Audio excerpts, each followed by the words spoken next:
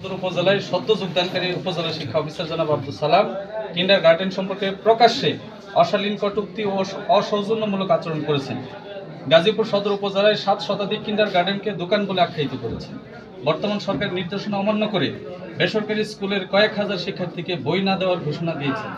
14 জানুয়ারি মঙ্গলবার তার নিজ কার্যালয়ে বেলা 11টায় কিন্ডারগার্টেন স্কুল পরিচালক ও প্রধান শিক্ষকদের আমন্ত্রণ করে 3 শতাধিক কিন্ডারগার্টেন স্কুল পরিচালক ও প্রধান শিক্ষক মণ্ডলীর 2 ঘন্টা বসিয়ে রেখেও সাক্ষাৎ দেননি, অর্থাৎ গতকাল বিভিন্ন মারফতে কিন্ডারগার্টেন স্কুল শিক্ষকদের হয়রানি করার হুমকি প্রদান অব্যাহত রেখেছে। আপনি অবগত আছেন, গাজীপুর সদর উপজেলায় 7 শতাধিক কিন্ডারগার্টেন স্কুল উপজেলার প্রায় 65% শিশুর প্রাথমিক শিক্ষা নিশ্চিতকরণে উপজেলা প্রশাসন ও জেলা প্রশাসনের সঙ্গে একাত্ম হয়ে কাজ করে যাচ্ছে। বর্তমান অন্তর্বর্তীকালীন সরকারের নির্দেশে কিন্ডারগার্টেন স্কুল সমূহের শৃঙ্খলার সাথে সরকারের নির্দেশনা অনুযায়ী শিক্ষা কার্যক্রম পরিচালনা করছেন। গাজীপুর জেলার সদর উপজেলা ব্যতীত সকল উপজেলায় 1 জানুয়ারি বই বিতরণ হলেও সদর উপজেলায় অদ্যাবধি কোনো বই প্রদান করা হয়নি। কিন্ডারগার্টেন স্কুল সমূহে অনলাইন হতে বই ডাউনলোড করে বছরের প্রথম দিন হতে পাঠদান কার্যক্রম অব্যাহত আছে। কোথাও বই প্রাপ্তি নিয়ে অসন্তোষের কোনো ঘটনা ঘটেনি। গাজীপুর সদর উপজেলা শিক্ষা অফিসার জনাব আব্দুল সালামের উদ্দেশ্য প্রণোদিত আচরণ কিন্ডারগার্টেন স্কুল সমূহের শিক্ষা কার্যক্রম পরিচালনা বাধাগ্রস্ত হচ্ছে। তারা এহেন কর্মকাণ্ডে বর্তমান সরকারের ভাবমূর্তি ক্ষুণ্ণ করে বিশৃঙ্খলা সৃষ্টির পায়তারা করছেন।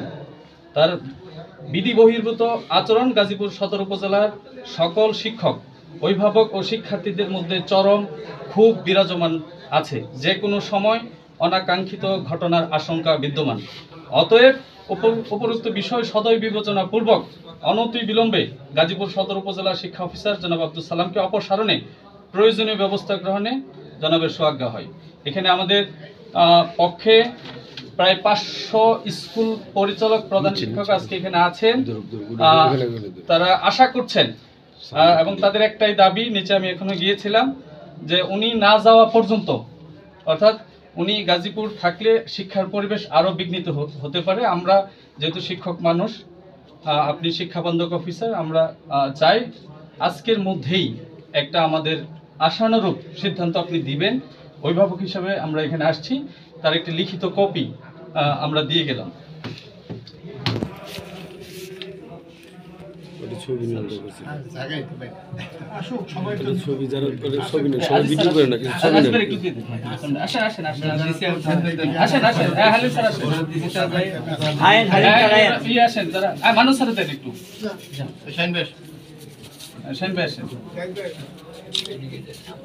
এদিকে ধরে বাস মানে স্যার একটু ভিতর দিয়ে দেন স্যার, আসেন।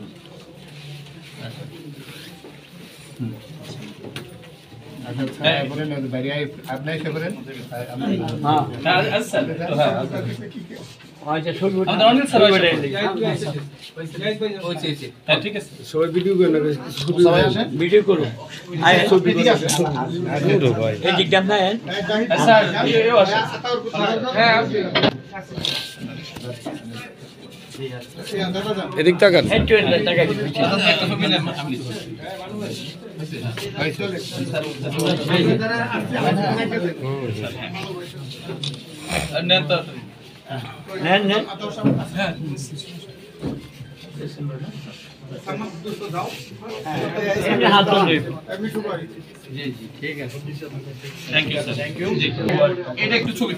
জি জি জি জি নিচ্ছি নিচ্ছি নিচ্ছি নিচ্ছি।